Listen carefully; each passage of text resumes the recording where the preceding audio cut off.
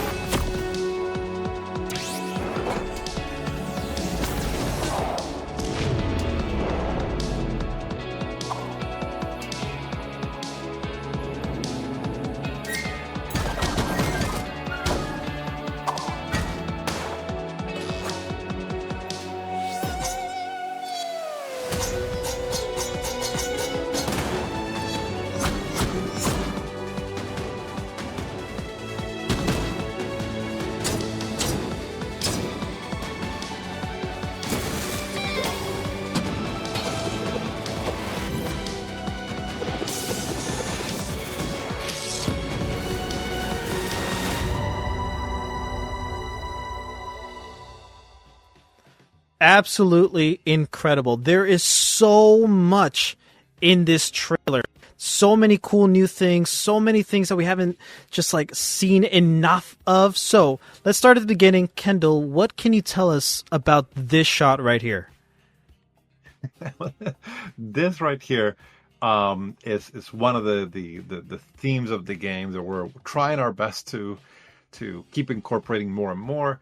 At the very beginning of the game, you're going to start probably, these are things that we're still considering, but we're almost sure that's what's going to happen. You'll start as you're inside this ginormous robot, kind of Shadow of the Colossus kind of feeling. You're inside of it, and this robot, it's called Suna. This is a Bastion, which is the name we'll use for this ginormous robots. There's only so many of them in the world, and you get to be in one of them, and there's all this city and all the stuff that you're seeing inside, and not all of this, right, but some of what you're seeing here, the cityscape and all that, this is inside the robot. So it's this feeling of this spectacular society living inside this being, and you get to be part of it and explore it. But then, of course, you get to leave. You get to go, to the snow biome and many other places. There's an entire areas for you to explore. But just being able to see the robot and knowing that you're gonna be enjoying that, it's something that we wanted to to get across, and we have a lot more of that kind of vibe of moments that you're kind of, maybe trying to, climb a gigantic robot or something like that. We're going to do some more of that to bring that scale to bear. Yeah, so that's something I really want to help get the point across of. Something that we have mentioned in our other Breaking Protocol episodes, especially the one with Bash and Suna itself. The entirety of the first trailer took place within this robot, and that's a point that you wanted to get across, but you felt like you guys didn't necessarily get to do that. Am I right? In the first trailer? Yeah, it's mostly because there's a lot of that has to do with trying to generate a space that is fun to play around, but also that shows all that scale. Like in a 2D space is very difficult to show. Yeah, we show you like very massive metal walls and all this stuff, and you could tell that you're in a factory of some sort, but you can't really easily tell that there's this outside of a robot. But we're going all the way inside this thing. Yeah, I mean, I will tell you in terms of viewports, and I know this is more of a developer thing, but I think we probably have around almost 200 viewports worth of space, which is larger than the first entire area of Hollow Knight. That's like a lung of this thing. It's a huge, massive being. And, you want the entire game, just to be clear, because I get this question sometimes when people realize what's going on, you will not play the entire game inside this one being. It's just one biome. But there's so much to see in there, so many systems to see, so many, stories, and, the fact that this being is alive, it's something that it's going to matter. So I hope that people get to enjoy it for sure. And that transition right here, going into the visor, right? So right here, is this like within the head of Suna then? Is that what we're meant to believe? So the idea is that you're outside, you're walking in the visor. So imagine you're like a little ant on the face of Suna. Yeah, just kind of walking in the visor. And you're outside, and here you are. There's this enemy on the right that you see here. There's the Machiner. It's one of the enemies from the Savior faction. They're very dangerous enemies that transforms themselves into turrets, and you can see here like a mother and a child. It's kind of the first time we've shown a human in the game, so it gives you a little bit of like what's going on, and I thought they were extinct and what's going on, but it's one of those things that I think will unravel as the story progresses, but you're definitely trying your best to protect them, and here you are. You can see definitely the Machiner transforming itself into a turret with intent to hurt, but here we are, blocking, throwing the bullets away, and charging at it. I think there's a lot there that happens very quickly, but it shows a lot of kind of what we're trying to do. Yes. You can see when you look at the shield, like the bullets hit the shield, they create a little shock wave, they bounce, they arc itself, they bounce on the floor. It's a pretty well done thing, even though like the bullets need a lot of work and stuff like that. When you're free frames like this, it actually like it shows the magic that we hide. But anyway, we will work on the projectiles, of course, for sure. But it's a pretty technically interesting situation when you're like reflecting bullets accurately and making all that look pretty pretty. So another thing I wanted to mention that wasn't in the first trailer, but we've got to see throughout the DAUs on the Shade Protocol Discord server, you guys should join, by the way, audience, is this grid. So we've seen the world cut. We've seen the world cut in the first trailer, and that's something that most people absolutely love and gravitated towards, and that's like one of the main selling points of this game. But this grid is actually showing us how we use the world cut. No? Can you expand a bit upon that? Yes. So one of the things we felt that people really connected with Shade Protocol is the world cut. Of course, there's this ability to cut the world in half. The thing that we felt that we needed to do more of was show the players that you're going to have a lot of control over it, versus it just being this one moment that the game kind of decides for you where you're going to cut it. Not the case, right? So we have these this grid that you can move this center, like the center of the walkout, you can move it anywhere in this grid. Anywhere there's a vertice here, you can move that center. And then with your with your bumper buttons, you are moving the angle in 45 degrees. So I mean, it's a pretty insane thing to allow a player to do. Our goal is going to be to let you do that. We might reduce this space because it's really not that, it's not overly needed. There's a lot of other things that we're doing that are going to help do whatever you want with the walkout. But this rectangle might get a little smaller, but the effect might be wider. You'll see, hopefully in the third trailer at some point, but it's going to get even better. We're not done working with it, and there's a lot more that we're going to do with the walkout. But the most important thing I guess I could convey is that whenever we are letting you use the walkout, this is not like us saying, press this button here and you do it in this grid. Like this grid moves with, like you can press this button at any point, and then the grid will appear, and then you just put it in the map wherever you want to, right? So the grid moves with the camera, so you put it anywhere. There are going to be some limitations, of course. I don't want people to think like, it's a free flow at any point. It is, I would say, like 90% of the game you can't do it. There's going to be places where we will have maybe different tiles that if you cut them, like the world will instantly reset, or things like that in order to control a little bit of the behavior. But it's mostly meant to be something that you do freely. It has a cost, and is a tool that you have to think about, but not like something that you won't get to enjoy because you're depending on a constant resource or something like that. It's going to be used pretty widely for more than just traversal. We haven't shown a lot of that, but in this trailer, we do show a little bit more of what it will be used for other than just traversal. You're right, and we will get to it. And yeah, this shield dash looks great. Very Captain America. And there's another instrument, the chakram, which we've also seen in the first trailer, but we see a little bit of a difference in how it's being used. So Zura throws it up, and she immediately teleports. So can you tell us a little bit, if possible, about this design change for eagle-eyed viewers who are viewing the first trailer and this one? Yeah, so if you haven't watched the first trailer, in the first trailer we have a version of the chakram where you chakram, and Zura, our main character, she kind of leaps backwards. She leaves the chakram where she was, but she leaps backwards, and then she throws it away, and wherever it ends up, if something goes through the portal, then it'll come off the other side. We're still going to do that, right? In this trailer, we didn't really get a good chance of showing it without being a little repetitive with what we've done before. The chakram is going a lot of changes for the better. I think it's going to end up being a much better instrument once we're done with it. But the current concept is a little bit more like instant shift to make the interaction with the world a lot faster.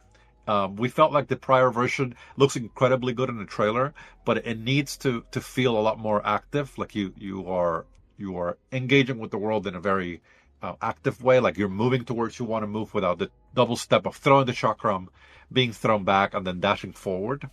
So we're still thinking about it. There's probably a different version from this that will end up being the case. But we were proud enough of this version, and we think this will stay in some fashion, like the ability to just instantly move with it. Portal that you see here, it's real. You could jump into it, and it'll teleport you back. So if you go to the first trailer, you'll see that works today in the engine perfectly. It's really, really well done. So, yeah, the portals already work end to end. We just feel like they need to be more consequential. And we say that when we know already people love as they were, we just want to make them even better. So remember that we have a wall cut to match to. So yeah. Whenever you have a weapon of that caliber, like we have to be very thoughtful on how we're going to get all the other ones to look great and feel powerful. So give us a little bit of time, but by the time we get to Kickstarter, we'll probably have a good answer on how we'll make the chakram feel even more special than today. Right. And we're about to come up on a pretty familiar scene from the first trailer, but there are obviously some differences. One, we didn't get to see this whole right side of this area, of this hole in the wall. These enemies weren't here. The textures on the ground there are different as well, are clearly updated. Beautifully done, by the way. Danny Flexner, if he's the one who did that, great job. But here's some added details that I wanted to point out in this scene that we didn't get to see in the first trailer. First of all, that drone we didn't see flying by, but we did get to see these two giant robots battling if it'll just pause at the right time. But not just the robots that I want to point out is the armies. The two armies shooting at each other. That wasn't easily visible in the first trailer. So is there anything you can tell us about this scene in particular? Yeah, so there is quite a lot going on in that scene, and like once you guys get to play the demo, you'll see a lot more there. So it's definitely in this case, as you've seen, most of these enemies, the saviors, which are the faction that's fighting us. So their name is a little bit of a play on words on actual saviors, right? But the whole concept of them is they're hunting us. So we are the hunt. The entire early game, right? We are the ones that are being hunted by the blue side. So we are the red side in this situation. We have completely different technologies. We are protecting the last remaining humans, where the blue side, the saviors, are hunting us down and trying to exterminate what's left of humanity. So we are definitely at a disadvantage here. We are the less, we'll say, the lesser amount of an army, and we're also hiding. So whenever they find us, we kind of deploy as many forces as we can. But I mean, there's not like millions of us. There's too little of us compared to them. So they're attacking in full force. And what you see here is like you see this like blue kind of ginormous robot. These two huge robots that you see here, in comparison to the little squares, right? The little squares are like, someone taller than us, but they're like a tiny person. They're a robot, like a replica. These robots, in comparison, look at how big they are. These robots are pixels of a bastion. Right. So what we're inside of, it's like those things are not bastions. The thing we're in right now, we're standing in and looking through this hole. It's ginormous compared to those things. Right. So, do robots have a name? Like those kind of robots? We are trying to figure out how to truly call them as something that's identifiable. I don't love and I'm trying my best to not use like acronyms and stuff like that. It gets too crazy. But they are definitely of a different type of robot. They're not. I wouldn't call them replicas. Definitely. Yeah. But they are not bastions for sure. So not there's something in the middle that we will name them, but they are more like what you would consider like a kind of like the version of like a transformer, kind of Optimus Prime, right? A big mech, right? They're definitely bigger and different, but just like all the others, they're still alive. This is the biggest thing here is that they're not like some metal, scrap metal that is just moving by power source. They're all alive, and we'll get to see more of that in this trailer. Yes, and I'm excited to get there. I also just want to point out the differences in firepower, not just from the armies, not just from the mechs, but also the blue side. The Xaviers have airships, so I'm sure that's an excellent way of showing, by not telling that, like, hey, the Xaviers have more resources than the red side do. I'm assuming. For sure. I mean, they have an army, right? They pretty much control the world, where they are trying to find us, right? Which is something that is difficult for people to grasp just yet, because we haven't revealed too much of it. But even though things are so big, like it's like impossible to contextualize how big we're talking about. Like we're talking mountains level big, still hidden, which is part of the fantasy of the game, right? They each of the bastions has a way of hiding itself in plain sight in some way, and that's part of like the fantasy of the game. So the humans are hiding in most of the bastions, and saviors are trying to find them, but they're not having the easiest time. We're not letting them. So in this case, in this scenario, they found us, right? They found us, and we're having this war. But this is not the case every single minute of every day, right? Right. For the rest of the game, the saviors have pretty much full control of the world, and they are just constantly scouring it, looking for us, because we are a threat they cannot allow to exist. They will not stop until the very last human is fully eradicated. So, that's part of the fantasy, and we'll get to see more of that through the game. And each bastion has its own complete unique vibe and personality and name, and they're all their own thing, which I think people will enjoy and hopefully fall in love with. Here we get to see a new attack from the Guitar Axe, where it's a counterattack. No. Yes, so this is tentatively we're calling it the counterpoint. What happens is whenever you swing your axe, there's a time frame in there that if you get hit during that time, you have like something like, it comes from fighting games, kind of like super armor. Yeah. Where it's like a parry, but in reality, operationally, in terms of the game, it's like an instant block. So you're blocking the damage if you have enough block charges, and you're instantly countering. But of course, the counter is much like a lot heavier and a lot stronger than a normal attack. So it's pretty devastating. And we want to be able to use that to give the Guitar Axe the edge of remaining slightly slower than the rest of the game in terms of speed of attack, but having a lot more power than most of the rest of the instruments. So you'll want to use it whenever you've kind of mastered a fight and you know what you're doing, and you kind of have an idea of when the enemy's going to do what. Then you can use it in advance to prepare for that moment. Let yourself get hit, but it's like an instant parry, and then you just get this burst of damage, which is something that I think players that want to play with deliberate weapons will really enjoy.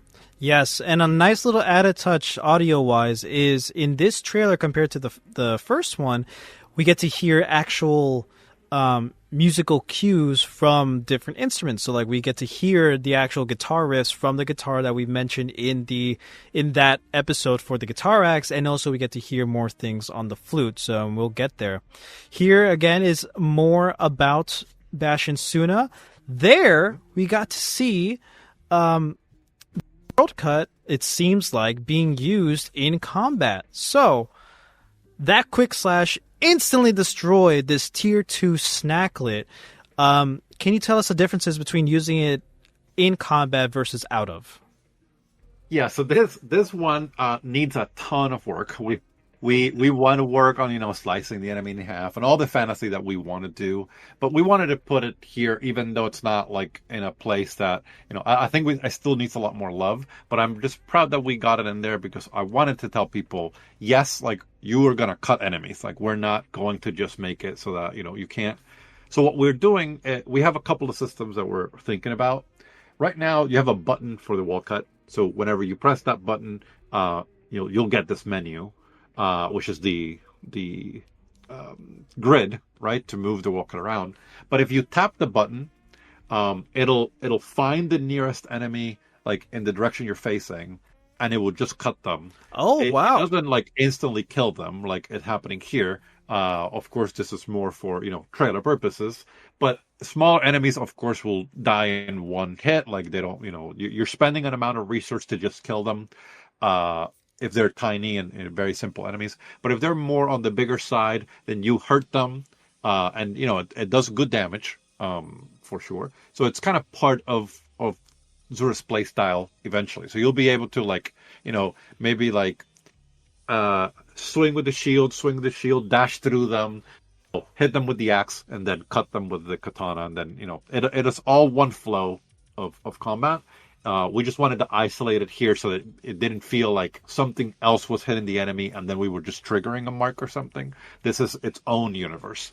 But it will become like much prettier as we go. Like, the effect will look better. The remaining, we were thinking of leaving like a line in the world for like a moment, like a lingering line. So there's a lot more aesthetics that will come with it.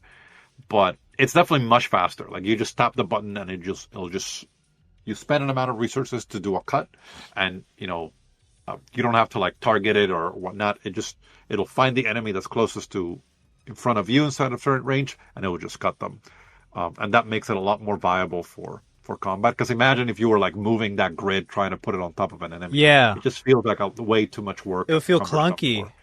Yeah, we don't want that for sure. Understood. It's not like you can't do something similar. We're gonna come up with stuff like that, but not yet. It's not the right implementation. Yeah. Right. And another move that we talked about in a previous DAU, the Spear Vault. I understand, and we talked a little bit about it, that it was a pain in the ass to implement into the game, but you guys actually did it. And this is a clear example of the feedback you guys get from us, the members in the Discord server, and you actually take that to heart and you just put it in the game. We don't really see this type of stuff happen often, so it's really cool to see it here and in the trailer too with its own spotlight. Can you tell us a little bit about the Spear Vault and like traversal options with different weapons? Yes, so the Spear Vault here, it's still in a very experimental stage. We have it in the game and you can use it and it flings just like we saw it here.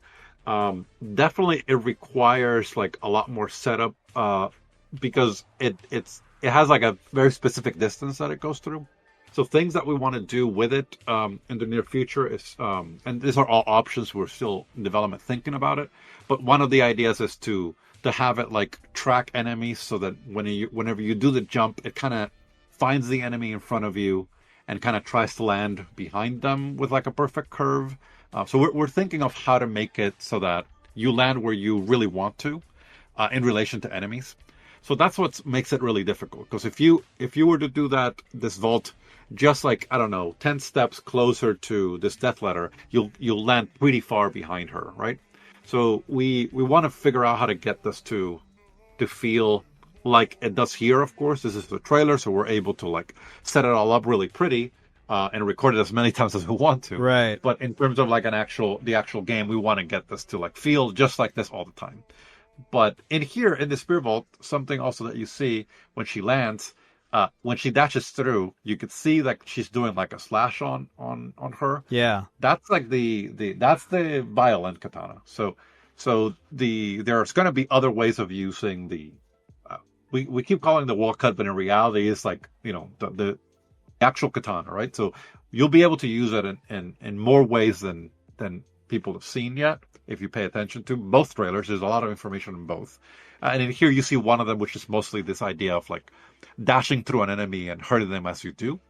So it's converting the concept of dashing, which is normally only seen as a dodge, into an actual attack that has a lot of important uses for the gameplay. So we'll see a lot more of that in the near future. Yeah, this is a clear example of being able to use multiple instruments at the same time within its own combo. Spear, katana, guitar. Amazing. And here we get to see another chest in the trailer, you using the world cut to get to it, and where you naturally wouldn't otherwise. You actually get to see a little bit of what's inside. A little gem. Can you tell us anything about this treasure? Yes, so we've put it when you kill enemies now, you'll also see a little bit of this drop that's coming out. We've got a lot of work to do on it, like aesthetically and the sound and all that. But this is a lithium. This is this living metal. It's a sentient living metal in this world, and this what most technology in the world is made out of. So it is not as trivial as just gold or money in most of the other games. You'll use it for a lot of things, and it is widely important as a resource in the game and in the world. But we'll talk more about that in a future DAU as we scale what that means for the world. But we wanted to put a little bit of that into the world so people could see what resources look like. It actually feels pretty good when you kill an enemy and it kind of this thing comes out. So it's a little bit of bringing it into being a game versus just like a cinematic fighter kind of thing. Understood. Okay. Mhm. And here we're exploring a brand new biome called the Lands of Tema, right? What Yeah. can you tell us about Tema? So Tema is a very spectacular area. It's in it goes towards the north of the world, and it is this land that is seems to be. I'm going to use this word very, it's not really what's going on, of course, but it feels like it's cursed area. Like it's this area that is frigid and very unwelcoming. Mostly anything that goes over to the north side of the world just dies. Like there's just very little that survives the this area. And there's an entire civilization of robots that seem to be here, and they're kind of the only remaining inhabitants, and they don't welcome anything or anyone. So anything that survives in this area, it's like either in constant war with this faction. We call them the Ark. That if you're here, you're either fighting the Ark or you're one of them, or you're escaping them. But there is no in between of any of that. Like you don't get to just hang out in the lands of Tema. So there's a lot of story that's going to be developed in this area, both for the player and to explain a little bit more of the world and what happened in the past and near past. And Tema helps us get some of that story across by also being a biome that is like really interesting. It's like a completely different take on like the quote unquote snow biome of the world. There's also very difficult to see. We kind of hit it here on purpose, but at the very very beginning of this section here, where she's on the floor running, like it'll be very difficult to see, but it'll happen right now. You see right now, you see she's about to step into this little Oh yeah, the particles. Yeah, so the snow in the world is, it's terraformic. Like you can walk through it and it'll break. And we're still working on it, trying to get it pretty. But conceptually there'll be things like that where maybe there'll be like big screen shake and the snow will fall and stuff like that. They're little tiny things that we're trying to make just to polish the world a little bit, but it's not ready yet in order to be like shown at full scale. But it was already there, so we left it. But it needs a lot of work. The sprite work needs work and whatnot. But it's something that we want to do to make. Like imagine if you're here. I mean, I'm not saying we're going to do this, but imagine you're here and you hit someone with the axe and all the snow in this tree. Right. Yes, that would be like a great feeling of power. You'll feel strong because you're causing that to happen. So that's a dream of us. We'll see if we can get that done. But of course, less priority than getting the game to play well. But it'll be fun to give the player that kind of power fantasy. Yes, and I do want to point out again, shout outs to Danny Flexner, the background artist for this game. Look at those trees. They're not made out of wood.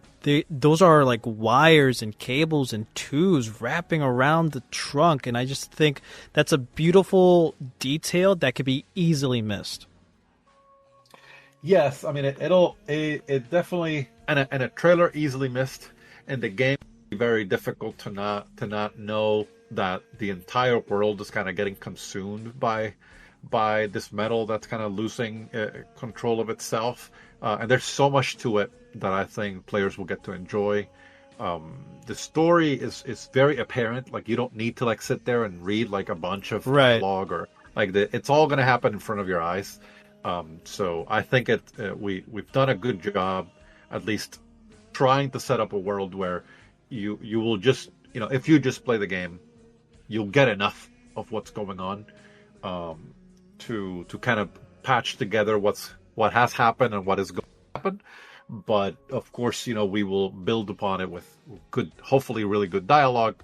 That is not like a lot. We don't want you to read a book, but characters who definitely express a little bit of what's going on, and you'll have some missions and things that you need to do. But it should definitely be on the lower side of writing volume, and it should still communicate a really compelling story about a world that's changing beyond its intention and control. Love it.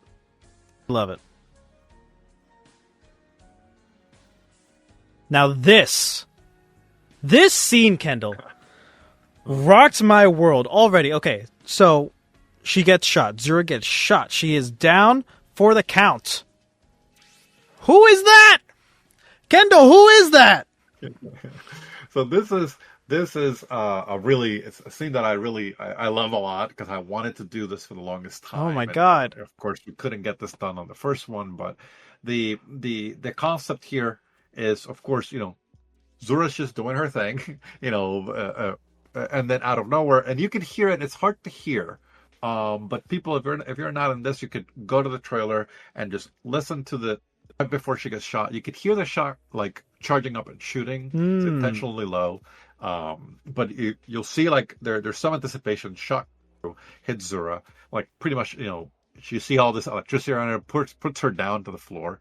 And this character that you see here, she is the pretty much the leader of the Death Letter Protocol, which is a faction of the Savior Army, which is our enemies in the game. You'll get to know all these names. It's nothing cryptic. It's just they are just subsections of an entire army. You couldn't just have an army and everybody's identical. So these ones are the kind of this tracker slash hunter slash sniper type, and they're all one mind, which is their thing. They're kind of like a hive mind. And Stana, this character that you see here, she is the leader of them, and she kind of like she plays Command and Conquer with them. She pretty much plays StarCraft with them. She is in control of of all of these death letters, but it's like a much more exciting and engaging story in terms of the trope of the hive mind. You guys will get to see a lot more of that in the game, but I assure you, it's not the normal, I am Legion kind of version of the world. It is definitely more engaging. There's a lot more to it about like the awareness that she has of all the suffering that they go through. This story of the hunter versus the hunted. What would it look like if you couldn't ever become desensitized from the pain you create and the pain you go through, right? If you could never walk away from any of that, like what would that look like and who would you become? And this character is that kind of a very pragmatic, very resolute, very capable character that is hunting us down the entire game. She is the second in command of one of the most important characters in the game, Arconis, which is our kind of big bad for what we know of the game, and very, very dangerous, very capable being that you would never imagine could be subservient to anybody, because this is probably, if not one of the most powerful protocols to ever exist. This ability to be able to see and know everything and anything that all of these, pretty much entire replica type know. And she still bends the knee to Arconis. So what you're facing on the other side of that story wall only could be more dangerous and more powerful and more drastic than that. So there's something there for players to find out and enjoy. And if you play here, you'll see that she shoots you. She's going to shoot you, and this beam just goes through, and she's shooting at you with this beam that of course, the amount of time she's charging, shooting to kill you. Yeah, she's going like there's no like these interesting yet not interesting enemies that they show up and they tell you their plan and they want to walk you through. This Stana just showed up. It just pulls her rifle, charged it at you, and shoots at you. No nonsense. You're just gonna die. There's no space for. I mean, she's hunting you down. That is the extent of it. And this is a scene that we'll have in the game. I'm sure by then we'll add dialogue. There'll be some of it, right? But she's showing up with one purpose. You need to go, and she's gonna do it, and that's it. So characters are all like that are very difficult to write because they don't have a lot to say, but also they're incredibly difficult to engage, because if they're going to be pragmatic, then they don't want to spend the time explaining themselves. They don't, they're not going to let you like give them a monologue. How do you manage a character that is so laser focused, pun intended, in their focus of taking down, and they're that powerful. So that's a goal of us, to develop this character well and also make her be all over the place. That feeling of like, you She can come from anywhere. She could come from anywhere. She could. She doesn't have to be there, right? If you're fighting other Death Letters, you should know that she knows, right? Yeah. She knows, and she's coming. So that's kind of part of the vibe of the game. Like as long as there's even like one single Death Letter around, you have to be careful. And if you have ways of eliminating them without them knowing that you're there, that might be something we care about a little bit. But in the end, as long as they know you're there, Stana knows, and she will come find you. That's her job.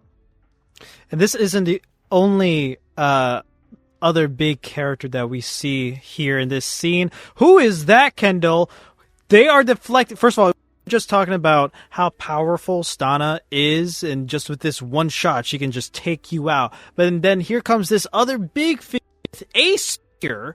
Not necessarily the same spear that Zura uses, but this guy just immediately deflects this beam that causes this giant explosion that leaves a crater through a mountain, not on the side of a mountain, through a mountain. What can you tell us about this mysterious figure? Yeah. So this character, we will talk a little bit more about him in DAU soon. Okay. Of course, I know who he is. But I can tell you, just from what we've revealed, there's another character named Eos that is like pretty much the equivalent. Yeah. Not literally Zura's father. They don't operate like this replicas, but Eos is an incredible the figure of the father. It's kind of what Eos represents, and this is not him. This is not him. That's all I could give you. Hey. This is someone else. They definitely have a spear that looks like our spear, just like the same way like Eos has a shield that looks like our shield. So there's like a little bit of all of that having to play into what's happening in the world. But what I could tell you is that the beam that Stana is shooting at us, right? There's a lot that you could think through in this scene that I hope that people think about, right? But questions I would ask myself is like, okay, if Stana is shooting at us, right, and she's shooting this beam, and this beam is going to destroy a mountain, right? Is this beam really destroying a mountain? Like, it's going to happen. Like she's shooting at this, almost incapacitated Zura, and she's going to blow up this entire building. Is that what's going to happen, or is the force coming from elsewhere? Right? Is what's going on with the interaction between this beam and this character's force? Like this guy deflected it so hard that this is the result of it. It could be. It could also be that instruments interact in very chaotic ways. Oh, different forces. Maybe the colors of the beam matter. Maybe the distance matter. Maybe maybe it's the guy that's just too strong.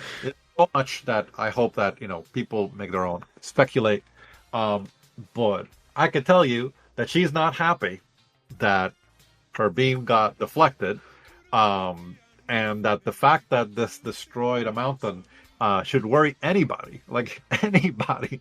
But this guy doesn't seem too moved by it. But it's definitely like a one of those that we celebrate, with a little bit of our kind of anime roots, would say. Yeah. With a little bit of like, kind of like a little bit like a tip of the hat to Dragon Ball. We could do it too. But it just feels good if you see it with a lot of if you just kind of I wouldn't frame by frame this, but for people at home, like if you watch it a couple times, you'll see there's clouds that were there. The I noticed. Part, yeah, the cloud part as the beam is going. See, it's like and then like the shot comes through, and you see like look at that. I'm so proud of that. It just like we when we were talking about it, we definitely saw like this is like so anime. Like, are we gonna do this? So, yes, we're gonna do this. This is it. So we're gonna have a lot more moments like this in the game where you are enjoying the more fantastical, extreme kind of storytelling, kind of more like it's a little legendary. That's the hope. That it feels like disproportionate out of this world. You're just having fun. So don't suffer too much that it destroys a mountain. But is there a logic to it? Yes, there is. Is it gonna be easy for people to find? No. Do you have all the information you need in this trailer to know? Maybe, but I would just make your own ideas. Come to the server, tell me about them, and I'll try my best not to spoil you. But yeah, it's definitely very special. Love it. This is something I'm really interested in. So we were already talking about those two giant robots, those Transformer-sized robots in the beginning of this and in the middle of the last trailer. Here's, I'm assuming, another kind of robot similar to that. What can you tell us here? We're walking from inside of it already. We are very, very small, but you've made it a point to point out that compared to like a Bastion, we are a pixel. But here, we're only a couple of pixels next to this thing. Yeah, this is definitely not a Bastion. Like, yeah.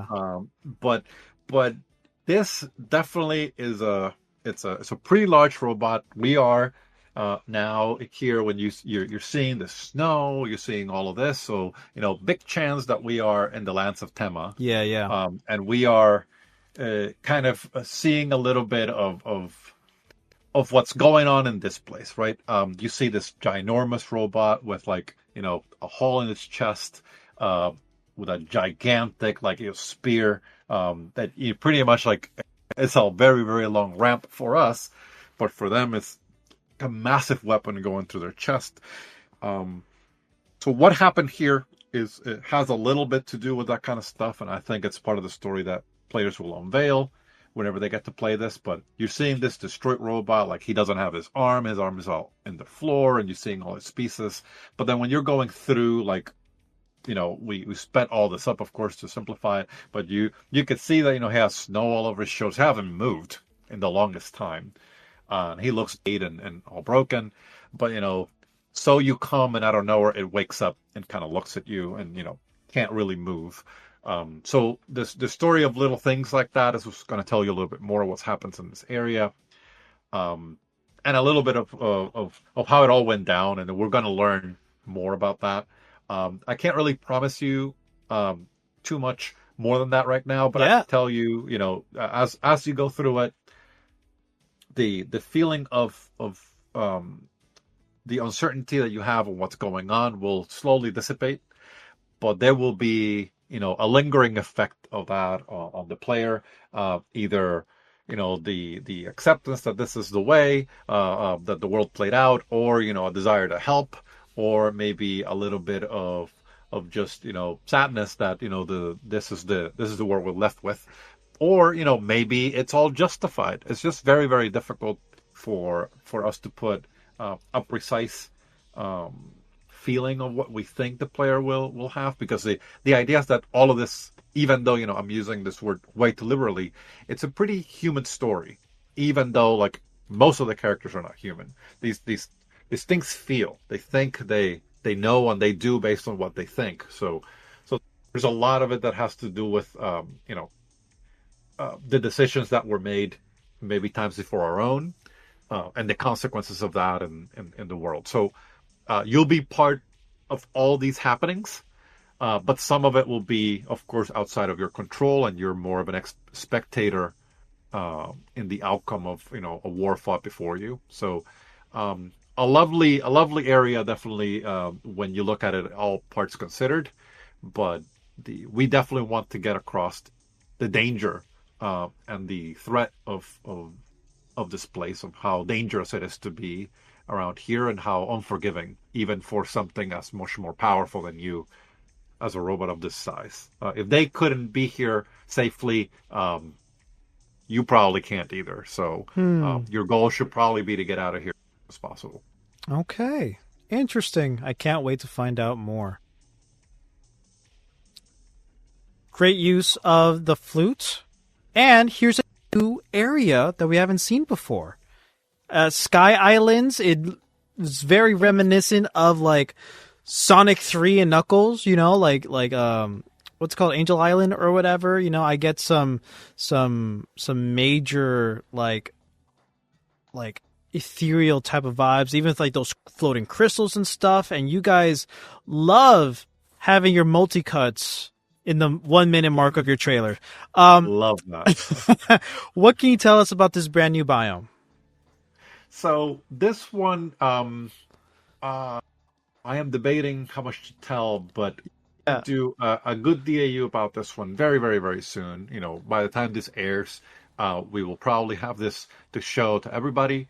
In Discord, people, join it. Yeah. By the time this airs, I could definitely kind of tell a bit more. So this is, of course, a place, above the clouds, we'll call it.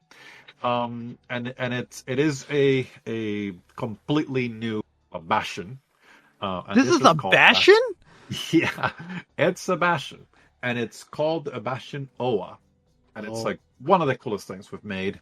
It's completely different than what people expect the bastion to be. It doesn't look like a robot, but that's how big it is. That's how big it is that, you know, once you start putting together the context of the entire size and magnitude of this thing, it'll come to light what this thing is. And like I was saying before, you have something like Suna that, you know, it's in the ground amidst a bunch of mountains, and you'll discover how it hit for so long. Just, you know, being surrounded by mountains is not enough in a world where there's probably satellites, you know, and all this other information right and flying. So it hit in some way, right? Suna hit in some way. So did this one, right? So did Oa. So how is Oa, you know, not found, you know, in such a way, you know, unapproachable? That's something that we'll see more of. But there's a lot of information that people are not going to have of what Oa is and what's going on in this bastion.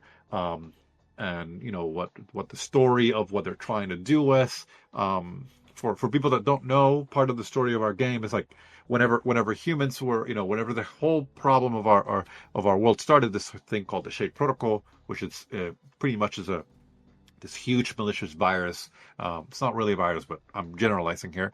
That is infecting reality and pretty much hunting down humanity. Its whole purpose is to exterminate humanity. Humans kind of ran to these bastions, which are, you know, gigantic robots are were not really meant for war.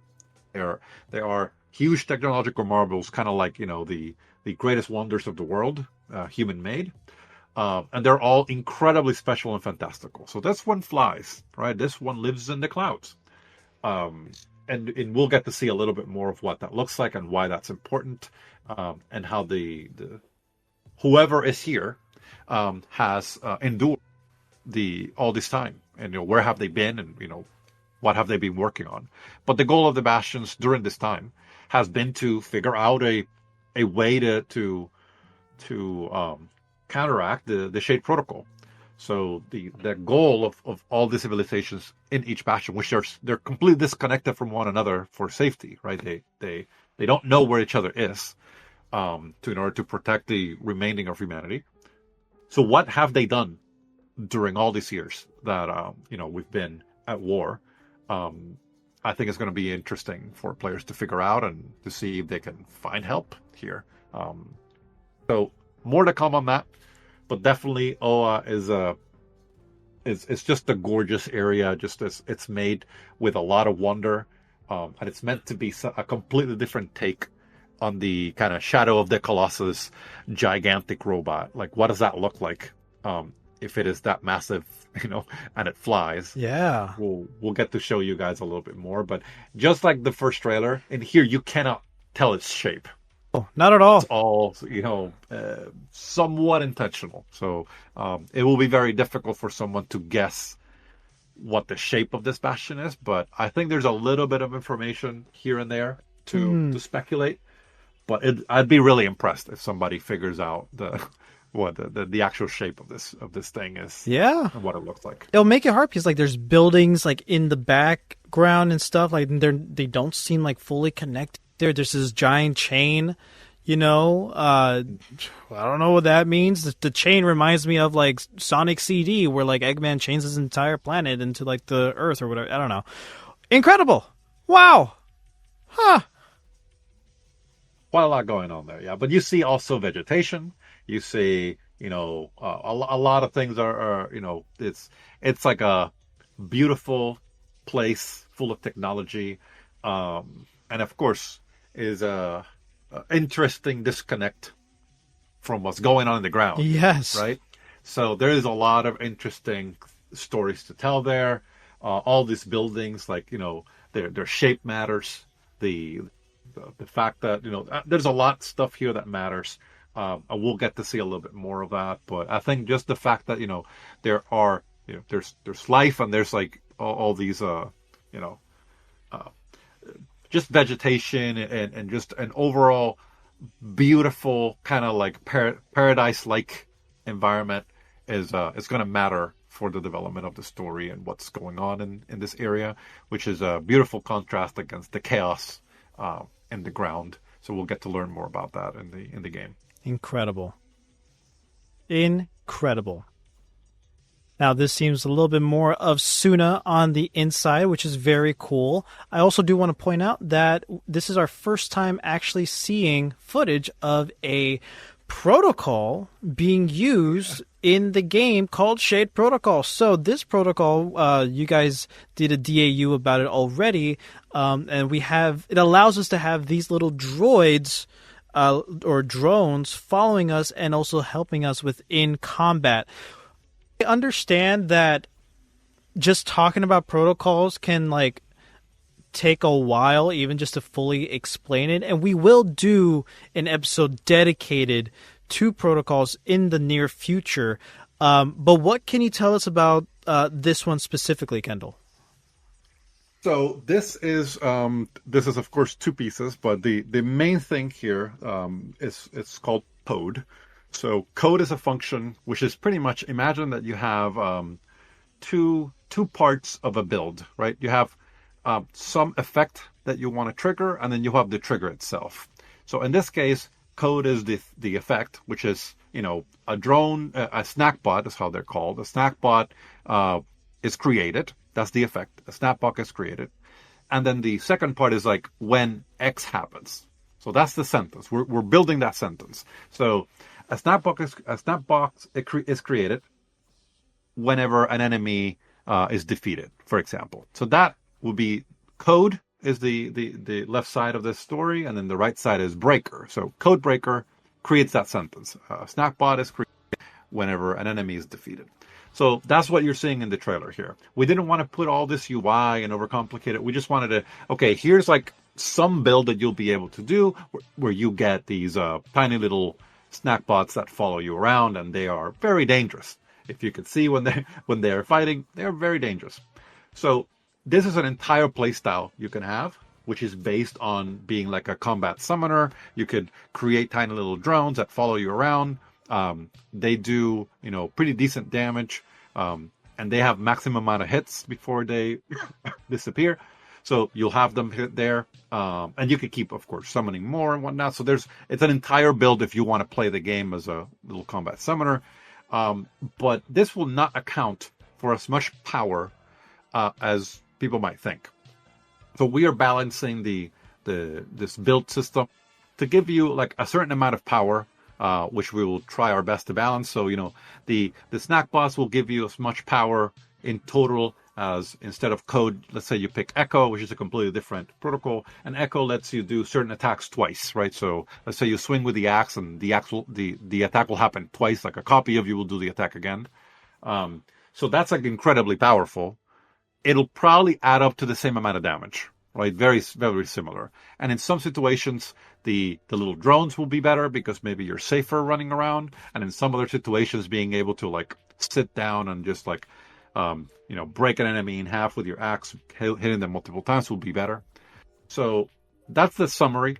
But we wanted to show this one because we know People really like the idea of having like little assistant tools and gadgets that are more reminiscent of I think it was Beat, right, from Mega Man, the Oh yeah, the I bird. can't remember if it was Beat, but yeah, that little pretty tiny little bird. So it's something like that, but definitely this is a lot more involved. Right. Every time you kill an enemy, specifically with the setup that we have on this trailer, you spawn a new snack bot.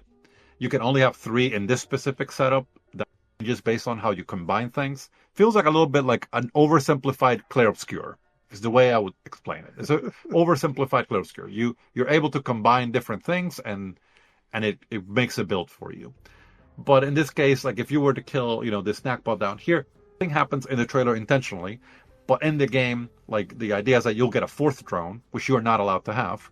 And what happens is the first one and the last one that spawned, they merge into a tier 2.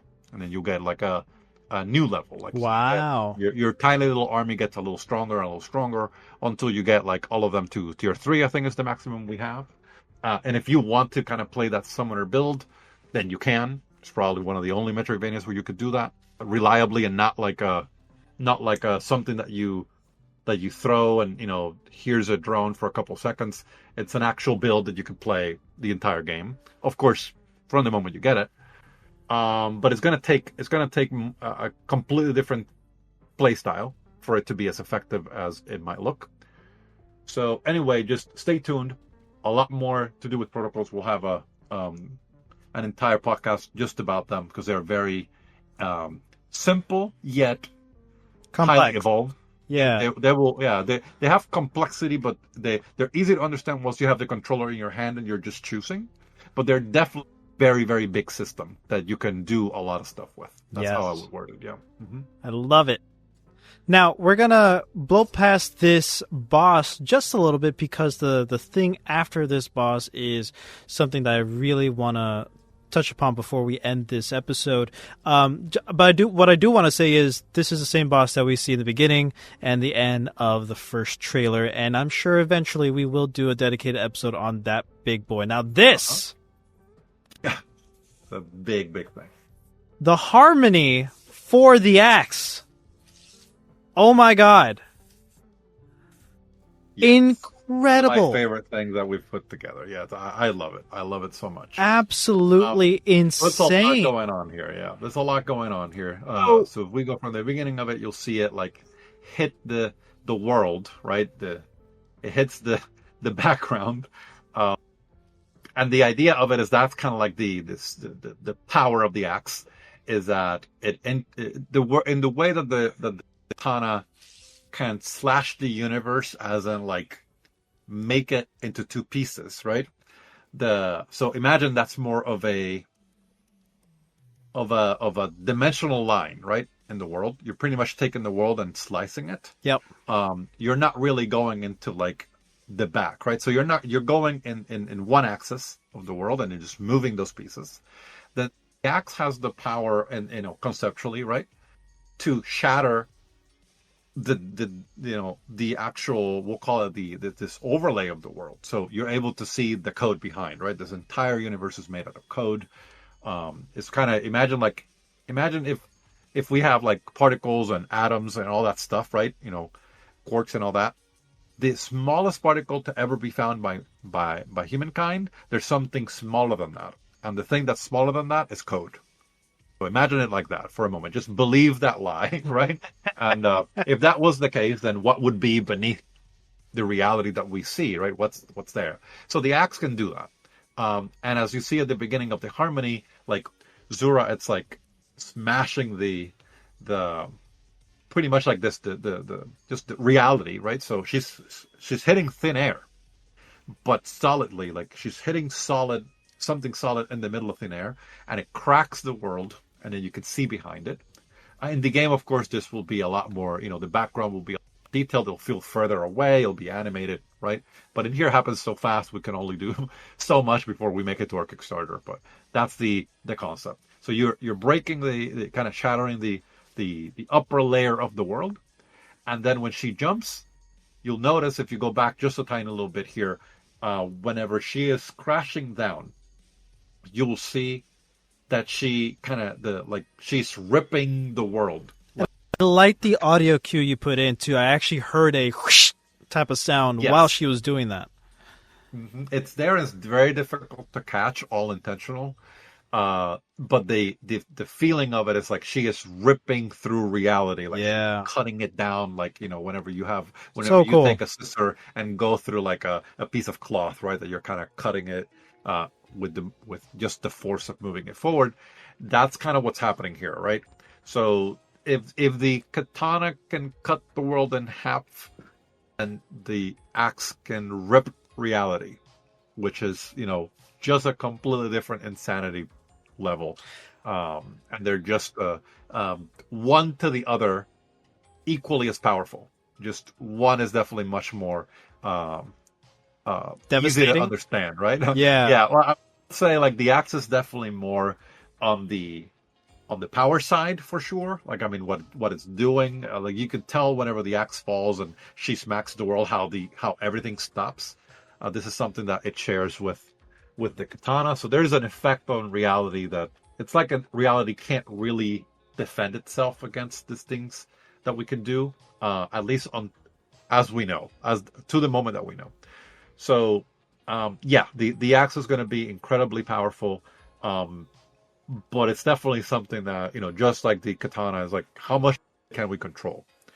And what is it really doing to the world? And what is the world if we can do this to it? And can someone else do this? Like, are we the most powerful being in the world? Very, very improbable. So if we can do this, what else can happen, right? So we are not taking those decisions lightly. We just want to show you the power that you'll get to wield. But if there's a force, there's a counterforce. So expect resistance. That's how I would label it for sure. I do want to make this clear differentiation between the World Cut and this Guitar Axe harmony. The World Cut isn't a harmony. A harmony, for people who don't know and haven't checked out the DAU specifically on this in the Discord server for Shade Protocol, a harmony is an ultimate move for a specific weapon. We saw the buildup of a harmony for the spear in the end of the first trailer. We didn't get to see the result because it just faded to white like it does here. Here we get to see the axe harmony. The World Cut for the katana, that's not the same as a harmony, so I can't even fathom what the katana's harmony will be, let alone for like the chakram and the shield, So like, is there anything that you can add to that, for those distinctions? So how to put it? So definitely our core goal with the harmonies is that they are, we are not 100% sure how we're gonna allow the player to use them just yet. Right. As in, like, can you just use them anywhere in the world, or are they part of certain combats, or there certain triggers, or you just press a button? Like, that is something that we want to get right, but the fantasy is still there, right? The fantasy is still there. The goal of like kind of like a screen wide thing, but not every single one of the harmonies is meant to be like a clear the entire screen kind of thing. It is they're all meant to represent their own theme, and definitely, like, you're right, the katana, we haven't shown it yet, and it's probably because we feel like we need to get that right. If not, we'll get we'll get threats, so we don't want to do it. So we got to get that right. But we have some ideas that are incredibly spectacular for that. But the current state, I can at least say this. There's one of the ideas is, of course, it's a resource, and it's a special resource, and you amass this resource through combat and many other things, and through maybe even time. Like, maybe it fills on its own, but combat makes it go faster. And then whenever you use it, you drain all of it. Pretty much just do the big thing, and then start over. In bosses, if we were to do that, whenever you start a boss, it'll automatically fill up all the way to the top. At the very beginning of the fight, to prevent you from wanting to like farm this thing on the outside, or every time you die you want to go and get your entire bar again. We don't want that, right? So we don't like that very much. The other version, which is interesting, is that it's more related to certain life bars. So maybe like a boss will have like at a certain moment of their life bar, you could do this ability, and then if you time it right, like if you're able to do something specific during this part of the boss's health bar, then you'll be able to do a harmony, and you could just choose the one that you want to do by inputs, right? You press the input of the instrument, and that's the one you'll do. So it's things like that we're thinking about, but we still really want the team right now really likes the idea of like being able to do this anywhere, but sparingly, very sparingly. What does that look like just yet? We're not sure, but it'll look like this. We don't know specifically how we want to execute on it just yet, but I think in the end, the core concept is that we want to be able to give you a way to cinematically eliminate a problem right from the screen, it doesn't look like it because the harmony is like very cinematic, right? But conceptually, because enemies are not dumb, this might be a great way of speeding up a little bit of combat whenever you've already kind of dealt with these type of enemies before, especially like backtracking to finding things and whatnot. So we'll keep at it and keep showing more of what we want to do. But in the end, it'll probably be a little faster than what we have here. This is, of course, more meant for trailer purposes and to show off a little bit. But we will definitely bring this to a playable level in game with an entire system dedicated for it. Love it. And that is what closed the trailer out to this amazing visual here at the end. What an incredible trailer. And yes, please go follow Shade Protocol on Kickstarter. That should be going in starting in a few months. Kendall, do you have any final thoughts before we close it out? Yes. So, first of all, thank you for sticking around. It's definitely a really big for us, so we thank you for that. My main thing is it's hard for us as a team because we are the kind of team that just loves to make, and we want to make sure that we are giving you something spectacular in return for all your time and attention. It would be a great help for us if you follow the Kickstarter page and send it to your friends and family and everyone that you know. I'll tell you why it's valuable. We use those numbers, the numbers of the amount of people that are following the Kickstarter page, to kind of estimate alongside Kickstarter what the chances of us making the goals that we're setting. So that will let us create a better, a more comprehensive plan in order to execute. But no matter what, just know that from the team, we're going to do absolutely everything we can to make the game a reality. So you don't have to feel beholden to give, to do anything like that. Just your follow on the page and sharing it is already incredible. So if you're able to do that, we really appreciate it.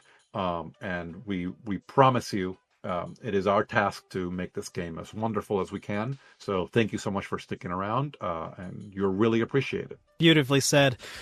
That wraps our commentary breakdown for the new Shade Protocol trailer. If something caught your eye, if your theories are brewing, or if there's a frame you stared at a little too long trying to decode what's coming next, we want to hear it. Join the Shade Protocol Discord server to follow new DAUs, vote in polls, and share your voice directly with the dev team. And if you like this breakdown, check out our past spotlights and interviews with Kendall right here on the Razzle Dazzle Show. And be sure to follow Shade Protocol on Kickstarter. The campaign will be starting very soon, and remember, the future of Emeria is still being written. Catch you on the next one.